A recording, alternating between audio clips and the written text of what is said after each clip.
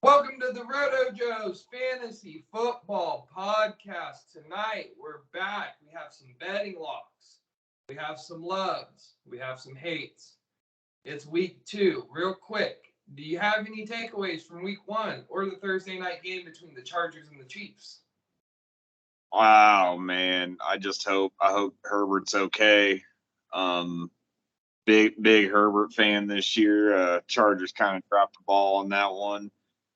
Week 1, man, I just saw a lot of rustiness. I mean, some of these players didn't play any preseason. I think that showed in a lot of cases. Like I said before, I understand why they don't, but it's one of those things where you got to kind of temper your expectations and not overreact.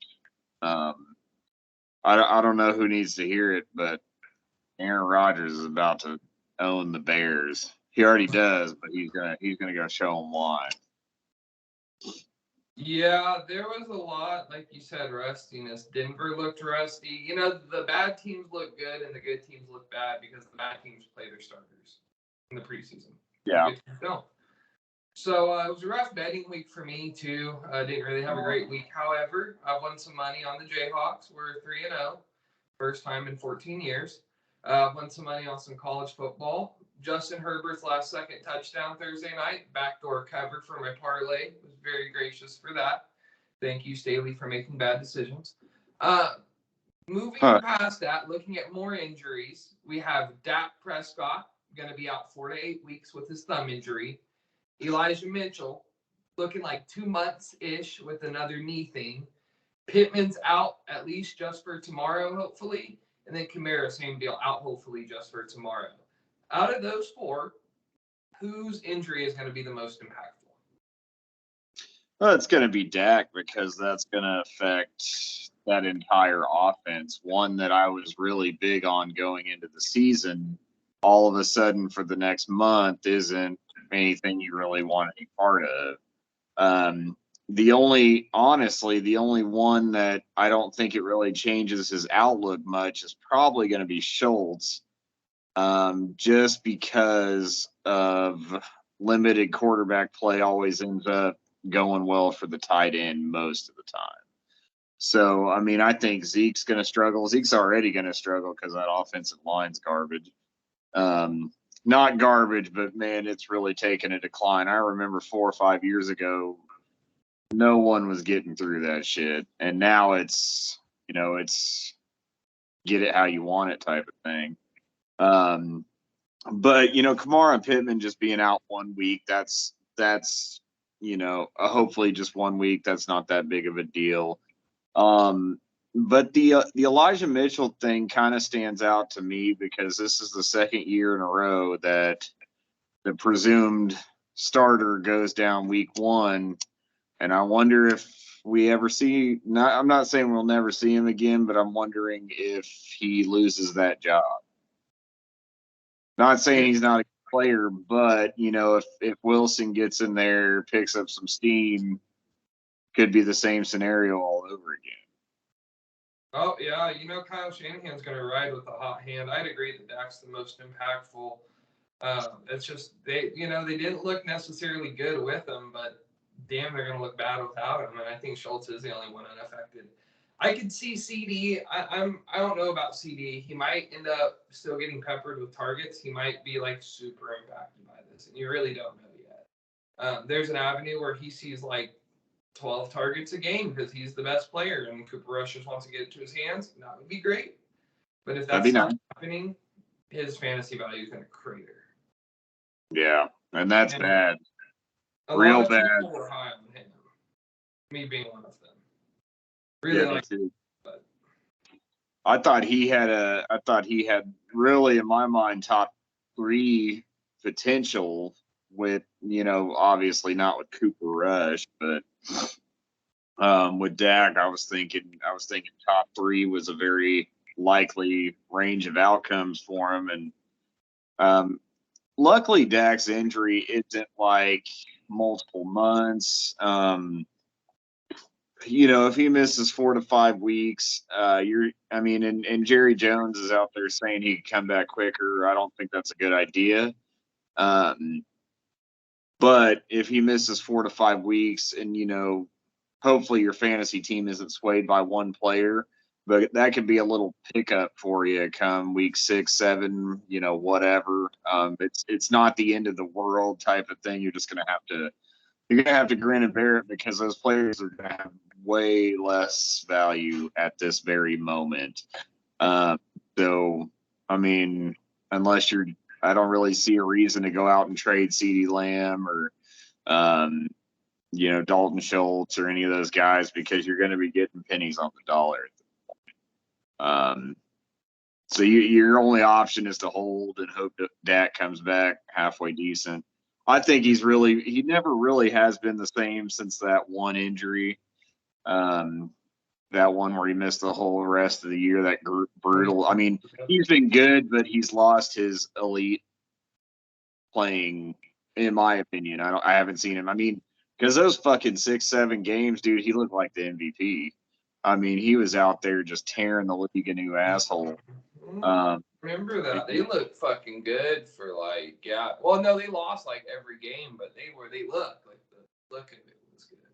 Yeah, they looked good, and he was playing. I mean, just about as lights out as you can get, and so yeah, he hasn't really looked like that. He's been good, but not great since he came back. So I don't know. He's probably a couple injuries away from, maybe not being able to do it. Yeah, he's paid a lot too, so it'll be interesting to see how Jerry handles all that. He tends to not handle things well. Moving on, we have our locks for the Sunday, Monday slate. Start with your first lock, Caden. I have Detroit plus 1.5 going up. No, Detroit minus 1.5 going up against Washington. Why do you like that spread so much? I like that spread because I think the Lions are going to pull it out. I think last week the Commanders kind of got lucky. They're playing a real raw Jacksonville team.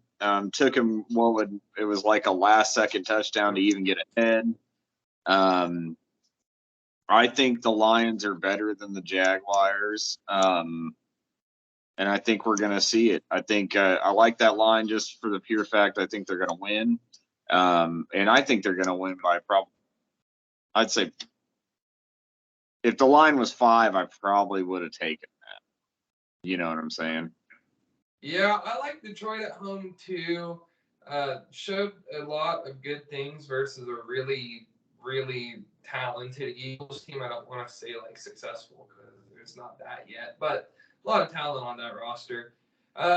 In Washington, we saw the full spectrum of Carson Wentz, from boneheaded decisions to hero ball and everything in between. But the deal is they were playing the Jacksonville Jaguars, who, while they're better, they're still a bottom 4th team in terms of talent in this league. And that's just that. I mean, that's probably going to be 1-2 more drafts before that's fixed. And so for them to barely squeak out of that game with a win, and it was worrisome. And Detroit's hungry, man. They're well coached. They come out ready to play. They're not the most talented group, but Washington's defense I don't think is going to be good enough to be able to handle. Funny to say this, but a Jared Goff-led offense with DeAndre Swift and DJ Chark and Amon-Ra St. Brown and Hawkinson, throwing Jamal Williams on the goal line. There's a lot of good weapons there and a good line. I just think Detroit has a pretty decent advantage at home this week as well. I think Detroit, on an honest note, is just about a quarterback away from being at least a playoff contender. So, watch out, man. You had sent me the tweet about Lamar Jackson being if Lamar was on the Lions, they would be a top 5 offense. I honestly don't even think that's controversial. I just think that's true. That's not a hot take whatsoever. I can't take credit for that. I forgot who posted it, but once I sat there and thought about it, I was like, oh, that'd be nasty. You know what I'm saying? I'm like, ooh, I think that would, because you think that can't possibly happen until next year, right? Then you got Jameson Williams you throw in there. He would be loaded up more than he ever has been. Yeah, he would look good. Detroit. My first lock. I have Minnesota to cover it 2.5 versus Philadelphia. So Minnesota plus 2.5 versus Philly. I have Minnesota winning this game outright. And when I'm going out and looking at what I want to lock and like the things that I'm building all my bets around, I'm looking for underdogs who I think are going to win outright because then I want to take that spread. And that's where I'm at here. Philadelphia gave up a lot of points. Granted, they were late in the game, but lots of points to okay Detroit Lions offense. And Minnesota, Kevin O'Connell's getting Jefferson into some nasty matchups. Dalvin Cook will run all over you. Kirk's not gonna lose the game. It is prime time, so we might get prime time Kirk, but from what we've Yeah. seen the last 2 years, Kirk doesn't lose games as much as he used to. I just think that Jefferson, Cook, the play calling is going to be a little too much for Philadelphia to deal with. I'm not convinced Philadelphia is like a legit good team. I'm sure they'll win the NFC East, but I've seen people talk about the Super Bowl with them. They're just not there yet. They're just not there yet. And I really think Minnesota's going to come out of this with a win on Monday night. And if they won by over a field goal, I wouldn't be surprised. 3, 4, 5 points. That sounds about right. So Minnesota plus 2.5 will be my first lock. Yeah, I like that. That's one to me. I mean, I definitely like the play there. I don't know. That one could go either way, and I wouldn't really be surprised. Philadelphia, yes, they're gonna win that division. Primetime Kirk is concerning. It is concerning, but I also think it really doesn't matter because Dalvin Cook's good enough to bail him out of that. But yeah, they're really working on something good in Minnesota. I mean, hopefully someone will pull their head out of their ass on the Eagles defense and cover Jefferson, or at least try to. I mean, that shit was ridiculous. He had 170 and a couple touchdowns by half. I mean, I was fortunate enough to not take a Jefferson beatdown last week. But I started, you go through and you're looking at your league scores, kind of seeing where everyone's at. And then the guy that has Jefferson just whooping the dog shit out of somebody early, too. And you're like, what's going on? And then you click in and find out, and you're like, oh, shit. That's all you can say about that is, oh, shit. But they can try to contain him. Their best bet's to try to slow him down because I don't really think they can. They do have a decent secondary, so I think that'll be. I think Jefferson will come at least somewhat back down to earth. He ain't gonna blow him for 35 like he did Green Bay, but yeah, I like that lock. I'd definitely take that bet too. That's one of those ones that you kind of want to string into something, like a parlay of some type.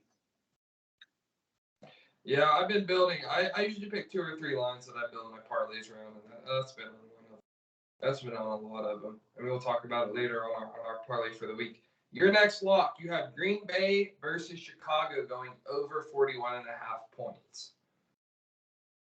Yeah, and here is why. And I truthfully just believe this. A lot of my plays this week are based off of this game, and it's a gut feeling. Rodgers is 23-5 against the Bears. It ain't gonna be 23-6. Just not gonna happen. I think Rodgers is one of those egomaniacs, so to speak, and there's been a lot of negative press on him, a lot of negative press on the offense. And I think he's just going to go out there with like a no mercy rule type of thing and just beat the dog shit out of the Bears because that's what he's done for the better part of the last 20 years. That guy loves to beat the shit out of the Bears. He plays some of his best games playing the Chicago Bears, who for the better part of his career haven't really been competitive, like not even slightly. He just beats them just to beat them. I know it's a rivalry team or whatever, and I think the over for me really goes for the fact that he'll go out there and put up 35 before Jordan Love comes in. You know what I'm saying?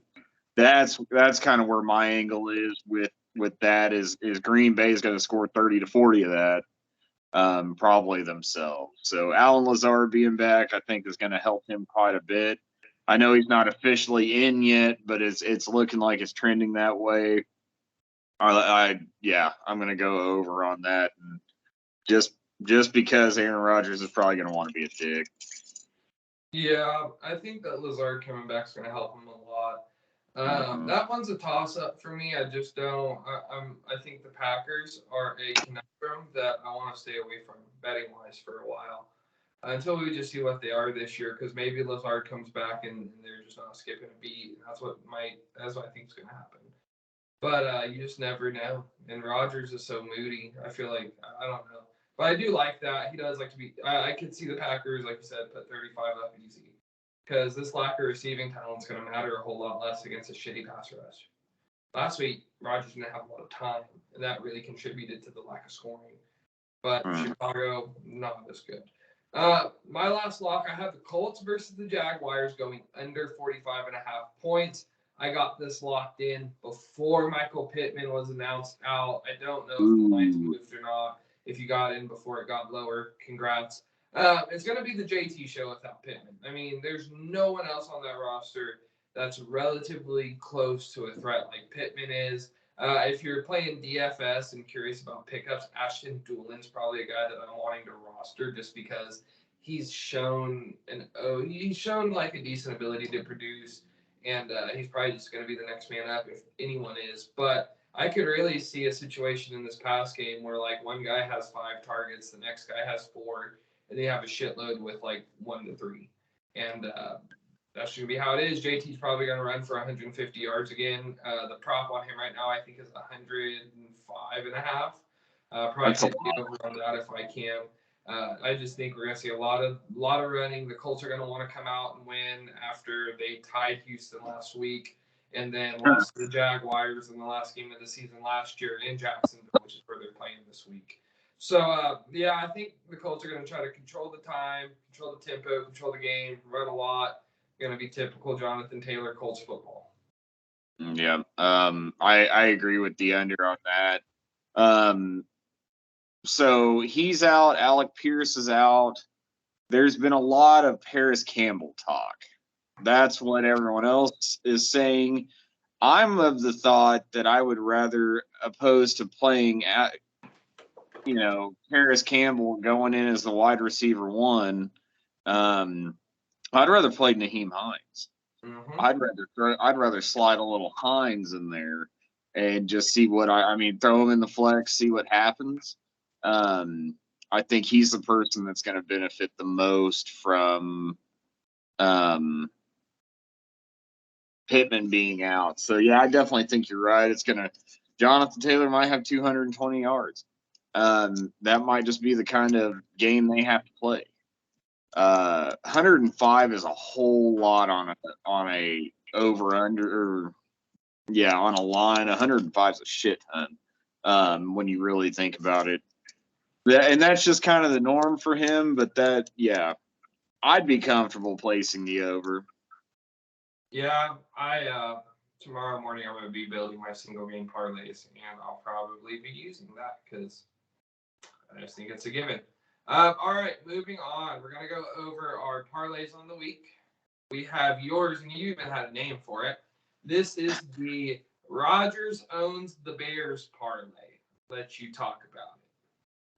So this parlay, 4-leg parlay, what I say, plus 310 is what it ends up being. It's the Green Bay money line. Easy one for me. I like an Aaron Jones anytime touchdown. I like that because of his versatility. It could be on the ground, could be through the air. You don't really have to designate one or the other, just that he is going to find the end zone at some point. Aaron Rodgers, I think it was over 225. 225 passing yards. That's money in the bank. That might happen in the first half. And then Allen Lazard over 24.5, so essentially 25 or more receiving yards. It's been very well documented, and we sat there and watched these young guys drop all these passes. Aaron Rodgers visibly pissed off about it. I think, Tonyan and Lazard are the only people that he probably even trusts outside of his running back group to catch a ball at this point. So Definitely like 24.5. What was that stat you had? He did it 8 out of 14 games with Devontae Adams last year, so something along those lines. And Devontae Adams isn't there anymore. So for me, I like to build parlays around situations that just are likely. To me, I feel like Allen Lazard 25 receiving yards is shit. That's nothing. Yeah. I mean, that is one catch for that guy. Yeah, I like that a lot. I think that, I mean, you're not worried about a spread with that one, which I do like. Sometimes you're sweating spreads out. I was sweating out the Alabama spread this morning, and no fun. So I like the money line part of that. It's pretty good odds for against something that, like, if this, then this, then this, then this, it all kind of makes sense. So I really like that. That's a good plus 310. Pretty easy money in the bank. My parlay on the week, I totally fucked up. Didn't put the odds in here. However, I want to say it's better than plus 500. I want to say it's like plus 550, 560, but I'm not super certain. I have the Vikings plus 2.5 versus Philly. We talked about that above. I have Jets versus Browns under 39.5 points. I'll let all you listeners do the quick math about a Jacoby Brissett versus Joe Flacco quarterback matchup. Trey Lance anytime touchdown versus Seattle. We talked about it earlier. Eli Mitchell's hurt. Lance is the best runner on that team right now. I think we'll see a lot of goal line utilization on Kyle Shanahan, and I don't think Shanahan trusts him throwing the ball that much too. So that kind of factors in there. And then I have Tennessee versus Buffalo going under 47.5. I just think Tennessee has absolutely no fucking chance this game. I really do. And if they were to have any chance, it's going to be because Derrick Henry is going to run for 200 yards, 3 touchdowns, and the Titans are going to eat up time of possession. And guess what? If that happens, that helps that under. 47.5 is a big number. It's not 40. So I take the fact that either way this game goes, I think it's going to be a low-scoring affair one way or another. Last up, Stafford plus 1.5 touchdowns thrown versus Atlanta. This is a guy who's thrown multiple touchdowns in 13 of 17 games last year, and he's coming off one of his worst performances since he came over to LA. I think they're going to try to set a new tone for the season, show that they're not just a second-tier team. Look for Allen Robinson to get involved. I know a lot of people got burnt by him last week. I'm pretty high on that train, but all the talk this week is, hey, we need to get Allen involved. We need to get Allen involved. And if you pay attention to fantasy Twitter, you probably saw there's a cut up of all his routes. This is a guy with 97% route participation who's open every play. But the protection wasn't there. Stafford might be a little racist. We really don't know what exactly was at play there. But no Robinson, no ball. But I think that gets fixed this week against Atlanta. I think it's a get-right game for the Rams. Like I said, I don't have the exact odds in front of me. I want to say it's like plus 550, something a little more than that. But for the amount of potential gain there, I feel like that's a pretty good little parlay for a Sunday slate. Oh, yeah. Jets and Browns under 39. That's, yeah, barring Nick Chubb having the game of his life. That's probably how that's going to go. Trey Lance anytime touchdown. I like that. Just like you said, I don't think he's that great of a thrower of the football. The one that I could see going south on this one is Buffalo, Tennessee under 47. And it's kind of the same thought as Green Bay. Buffalo might go out there and put up 42. You know what I'm saying? That's kind of, if one of them sinks you, it's probably going to be that one, because the rest of them, in my mind, are pretty rock solid. Buffalo just doesn't. There's no brakes on that train right now. They want to win, and they want to win by a lot, and they don't play conservatively whatsoever. Stafford over 2 touchdowns versus Atlanta. They still have a really shitty defense somehow. So yeah, definitely would put that one on there as well. I like that parlay, and with those odds, I mean, that's definitely worth the gamble. Yeah, I put like $10 on it. It's to win like 300. So those are always nice. Moving on, getting into the fantasy portion of this, we have our loves and our hates. We just have 2 loves each, 2 hates each. Don't go position by position because that shit takes way too long and everyone does that. Cade, your first love on week 2 is going to be Darrell Henderson going up against Atlanta. I know we just talked about Stafford in that game. Why are you liking Darrell Henderson so much? I like Darrell Henderson because there is something going on in Los Angeles in the running back room. Everybody swore it was going to be Cam Akers, and Cam Akers went out there and looked like dog shit. Total dog shit. To me, they hold on. To me, they just don't have it figured out. And Darrell Henderson went out there and looked like as good as he's always looked. I mean, he can run, he can catch the ball. Very physical running back. He got, the lion's share of the carries. I think that continues. I don't know what it is. I don't think Cam Akers may be all the way healthy. He may have been in McVay's wife's DMs. Like, there's a lot of different scenarios that could have happened here. But at the end of the day, that's not their answer. And it was very clear that they like Darrell Henderson better.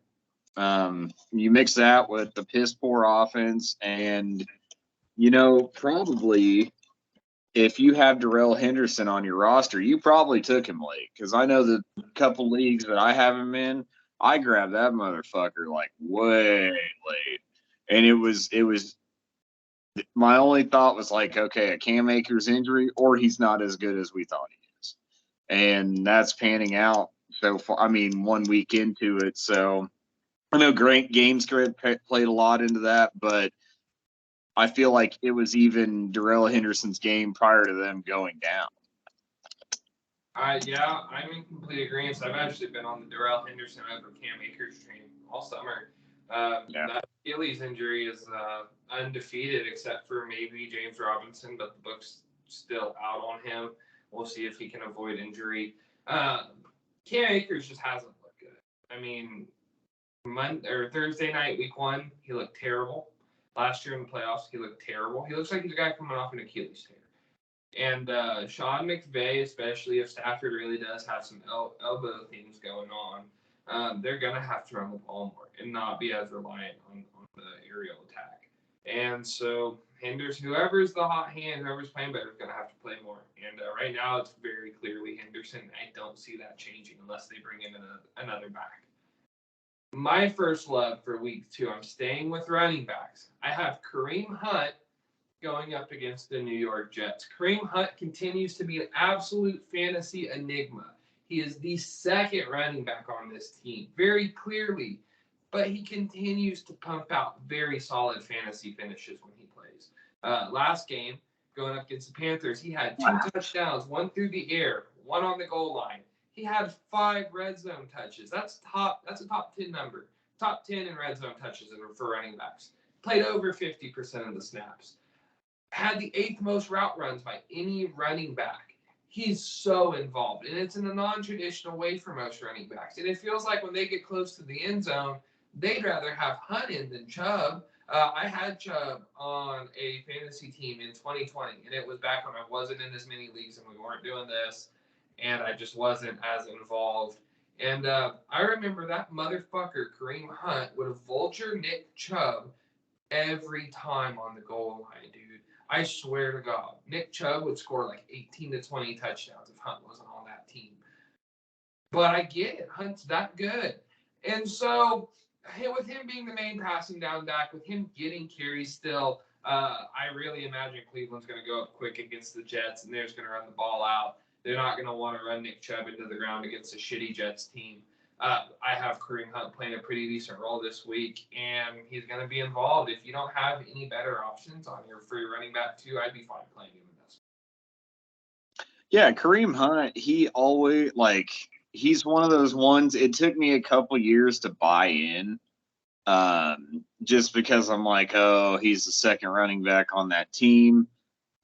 Truthfully, Kareem Hunt could be the best running back on about 20. So that's kind of where I stand with that. And, he's got that unsung thing that I talk about a lot. He's playing for a contract, probably not in Cleveland, but probably somewhere else. He had his whole I want to get traded thing, well, pay me or trade me type of deal. So, yeah, he's playing for a contract, and he is honestly just as valuable to that team, I feel like, as Nick Chubb. A lot of teams talk about 1A and 1B, and those two are really the only situation where I've seen that actually be, valid. Yeah. One of them could miss time, the other one could step in, and you may not see a hell of a lot of a difference. I actually like Kareem Hunt a little bit better because he's got a hell of a lot more receiving upside. Just the way a lot of my drafts went, I have a whole lot of Kareem Hunt this year, and I am not mad about it. I actually, the one league I didn't play him in was the one that if I would have played him, I'm pretty sure I would have won last week. So now I'm gonna make that mistake again, and we're gonna do it. Yeah, I have a lot of Kareem Hunt too. I did the same thing. No play week 1, came back and fired me. He's gonna be in there. He's going to be back. All right, Caden, we have Allen Lazard as your next love going up against Chicago. We've talked a lot about the Packers. Why are you loving Lazard specifically? I love Lazard because he is the most slept on, wide receiver one on a team that I've seen in a long time. They forget Aaron Rodgers is a back-to-back MVP. It's not because he's bad at football.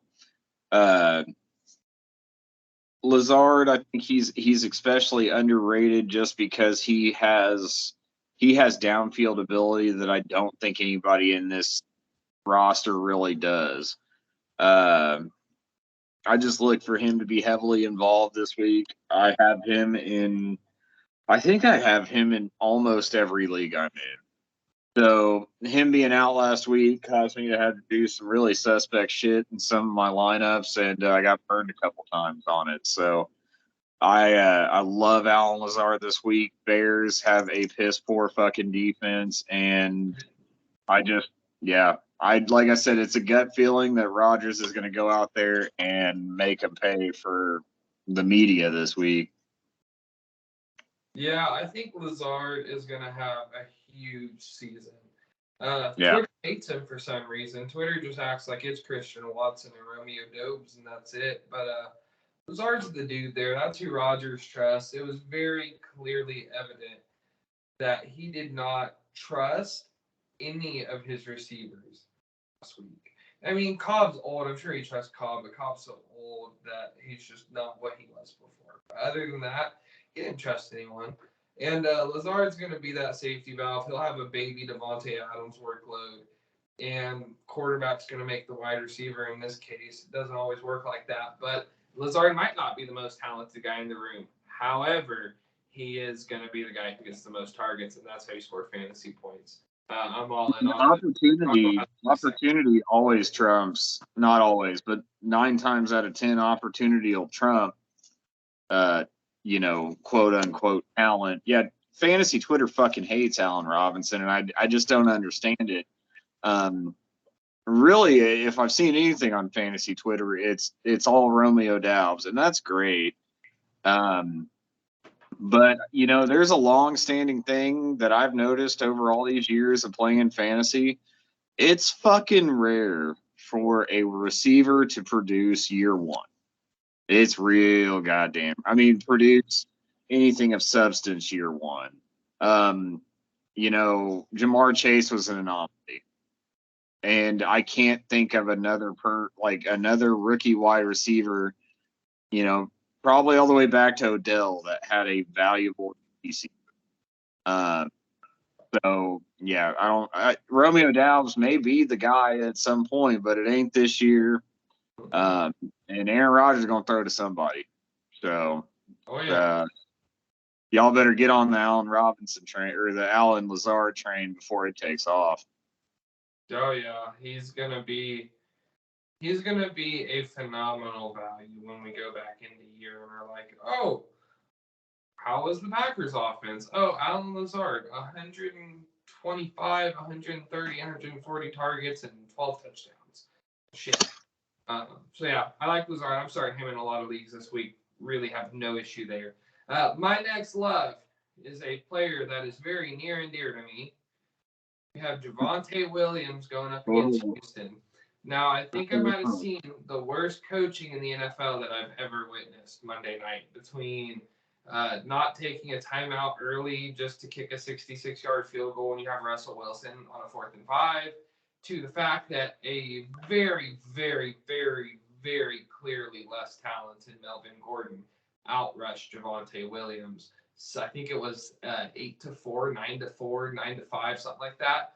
Javonte looked like fucking Jonathan Taylor out there. Like he was just busting 9 to 10 yard runs every time. And there wasn't really a damn thing the Seahawks could do about it except for Hackett just stopping it himself. This week they're going up against Houston. I think Hackett's feeling some of the pressure. Like I said, we saw Javonte's better than Melvin. I mean, we do very clear in both facets of the game, run and pass. I think that this is going to be a little breakout game for him. You know, every time we have a committee like this where running backs clearly better than the other, it takes a breakout performance usually to fix the distribution. And it's not going to be Javonte 80, Melvin 20, probably more like 70-30, 65-45. And that's what we're trying to get to on the carries section. He was top 5 in weighted opportunities still, so that's where you take into account targets and carries, and it's weighted more for the targets. So you're still getting a lot of opportunity there, even though you're in the split. I also like Denver minus 10.5. That's going to be the spread on the game. I think it's a get-right game for Denver in general. Look for a lot of scoring. Look for a lot of Javonte involvement. Honestly, if I'm making a parlay, I'd probably like to bet Melvin and Javonte over on rushing yards, just because Houston's that bad on defense. Yeah, I mean, I hate to agree, but yeah, it is the truth. You know, we're pretty good at laying down and taking it from running back because, you know, arguably the 2 best running backs in the league playing our division. We take that twice a year, so we're pretty good at diving and getting out of the way of a good running back. Here's what I saw last week is exactly what you saw. That guy runs hard. He's a real good running back, and they need to let Russ cook and they need to let Javonte cook, right? And the thing that I saw last week just from watching the game, his dump off, you know, target share is good.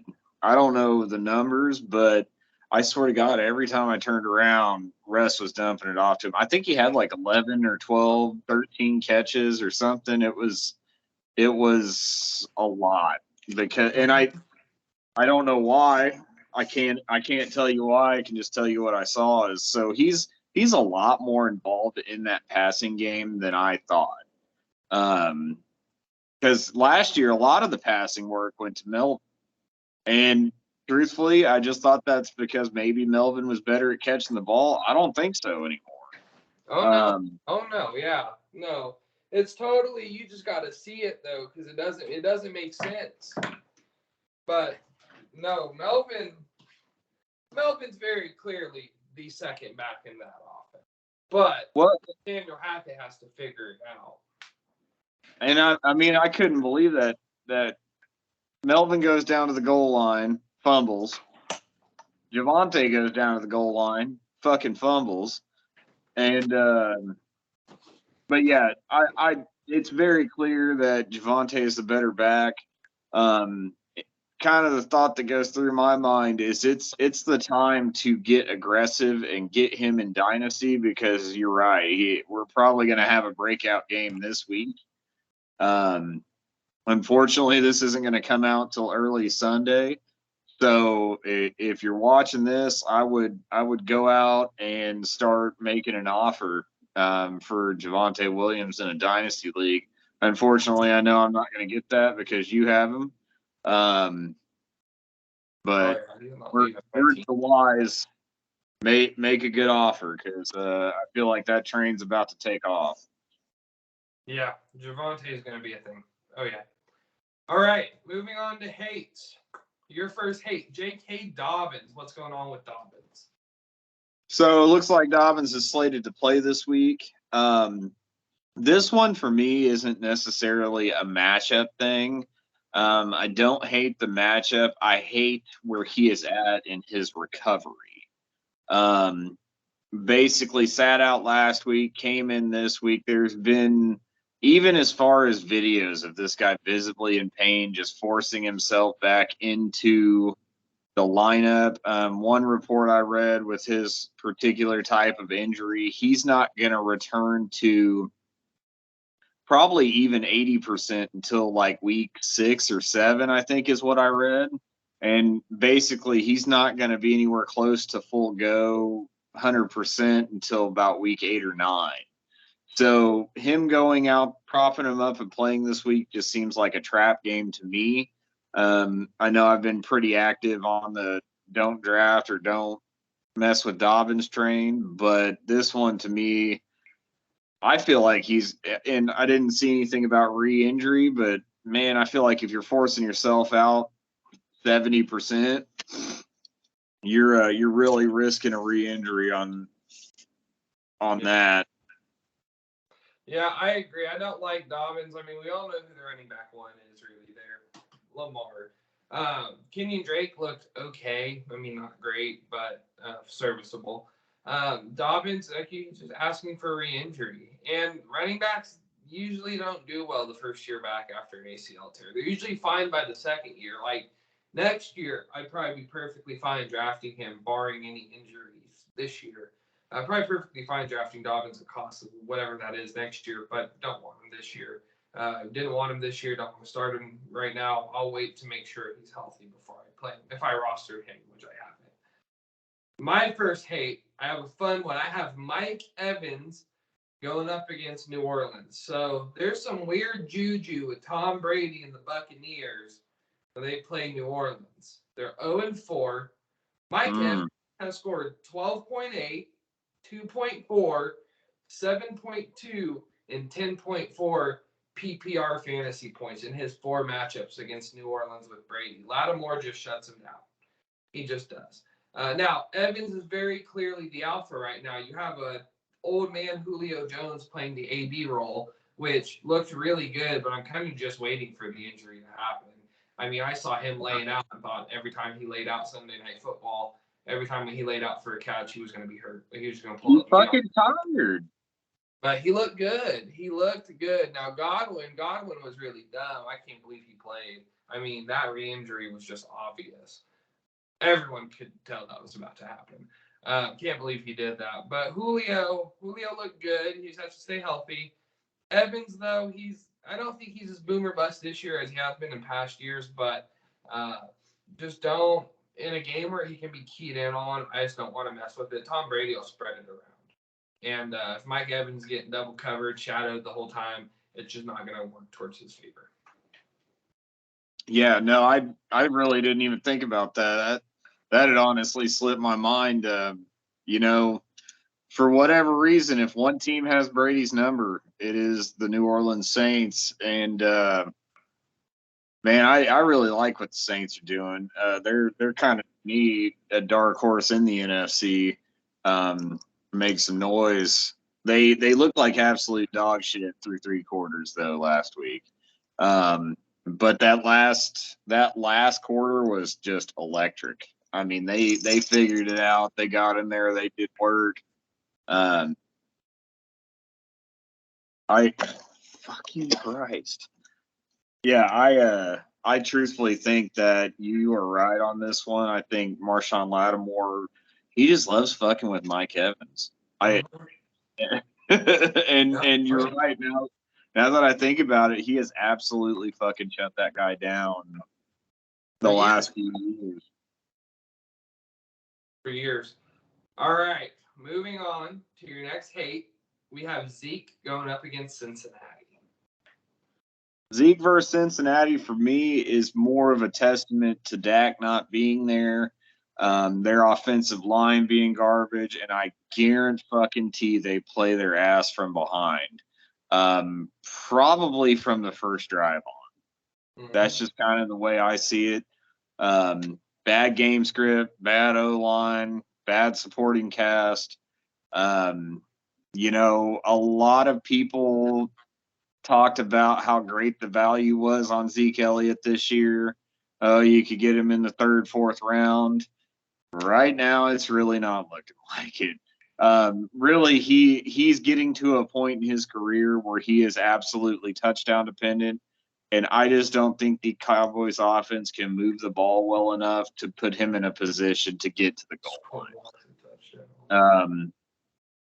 That's kind of where I'm at with that. You know, if Zeke was your running back 2, Kareem Hunt was your running back 3, I would 100% play Kareem Hunt over Zeke Elliott this week, and I wouldn't think twice about it. I agree. I don't like Zeke without Dak. I mean, the track record just hasn't been good. And you're right. He's touchdown dependent now. He is. He's old. He's old. He's washed up a little bit. There's been some injuries. I was actually one of the ones that was like, hey, Zeke at cost, not a bad bargain. However, that was back when Dak Prescott wasn't hurt. And he would need to score 12 touchdowns, 10 touchdowns to really return good value, I think, with how it's set up now. And that's not happening. So my last hate, I'm painting with a broad brush. And this is my advice all season long. I just have to talk about it 1 week. I won't talk about it again. And I will just enjoy sports betting and my fantasy teams. And I don't care about how real life football goes. I hate every New England skill position player against Pittsburgh. I hate Devontae Parker. I hate Jacoby. I hate Nelson Aguilar. Damian Harris and Ramondre Stevenson, hate them. Why do I hate all these guys? Because Matt Patricia is fucking bad at offensive coordinating. He is god awful. We ran no play action. We ran no RPO. Nothing that Mac does well. Mac was over there getting his ass kicked by an okay pass rush. Not a great pass rush, an okay pass rush in Miami. We have no playmakers. I mean, who's the guy when the game's coming down to the end and we need a play? Where's the ball going? Oh, we don't have one of those guys. But we do, but we don't play him because of petty bullshit. Because Bill Belichick, he's always got to be right. I'm referring to Kendrick Bourne here. Just bad. Just bad. Right now, I think that we are going to go 6-10. No, 6-11. I wish that we could draft an offensive coordinator with our first round pick. I mean, I'm just living off KU football at this point. New England, I'm not even paying attention. I mean, I am, but I'm wishing I wasn't because it's just bad.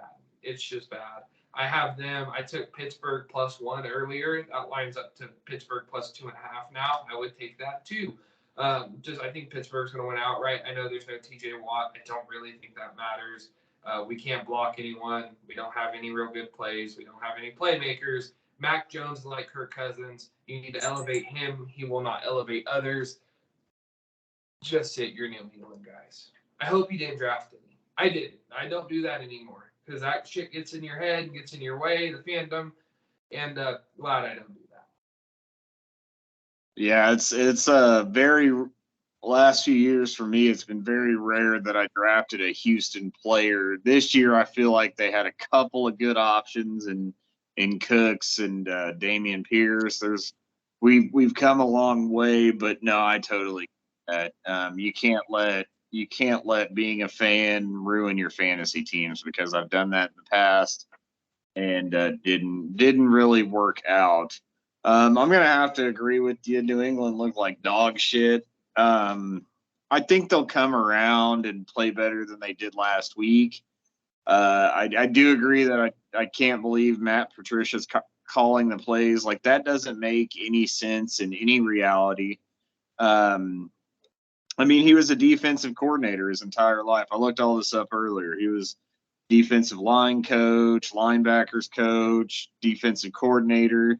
He was a good defensive coordinator too, and that's what gets me is, well, why is he not doing that? Why did they not find someone else to call the plays? Like, there's a lot of weird things going on in New England.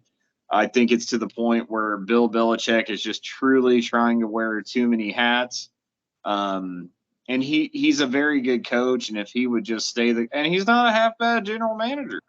If he could just keep it narrowed down to those two things, I think they'd be in a lot better position. Yeah, Matt Patricia, he's bad.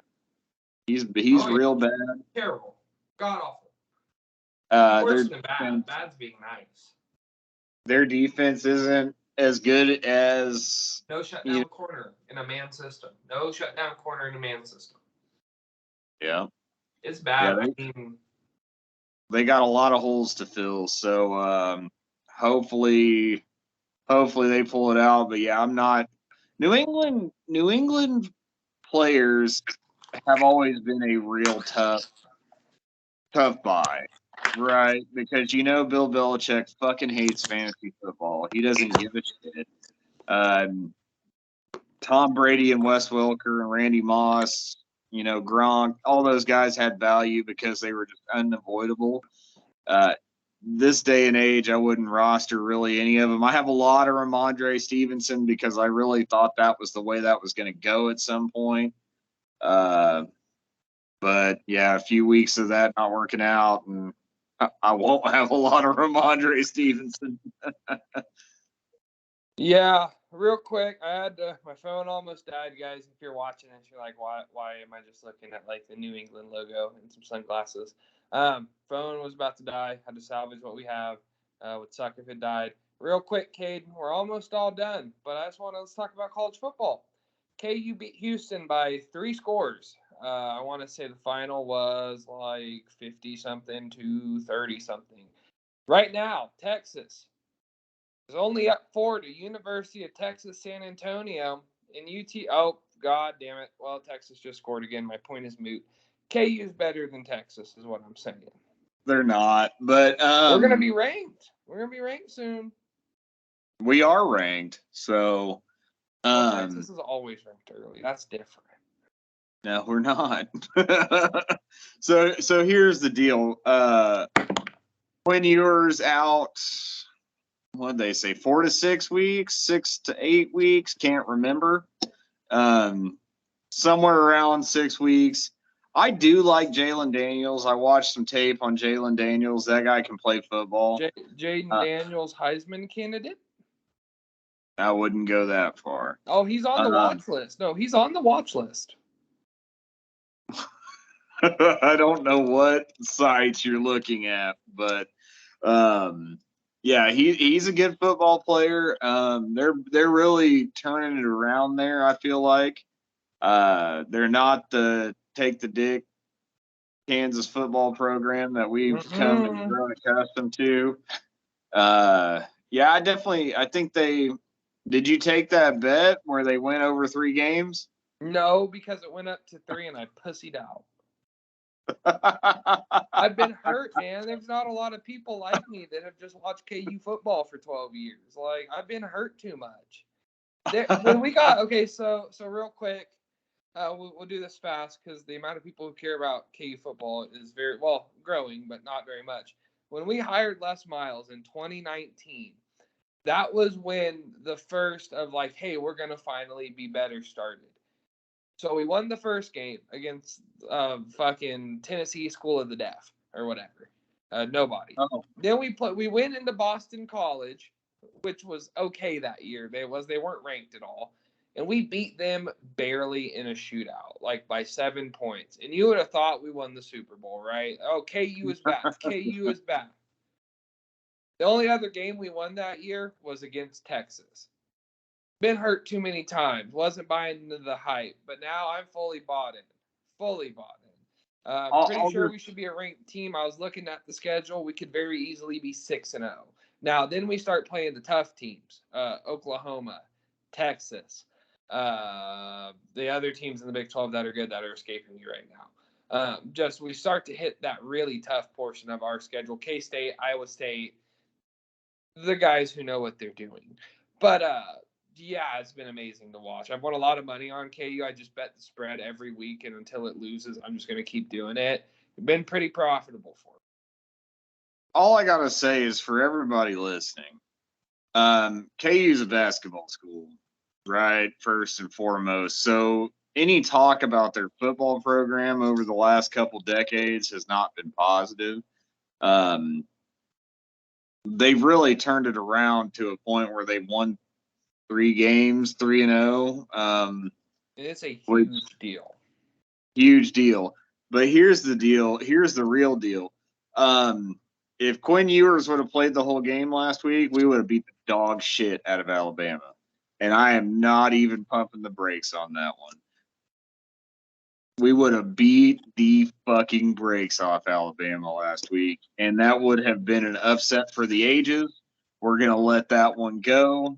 Daddy Ewers is hurt, but he will be back for the Kansas game, I believe, because that's like, what, November?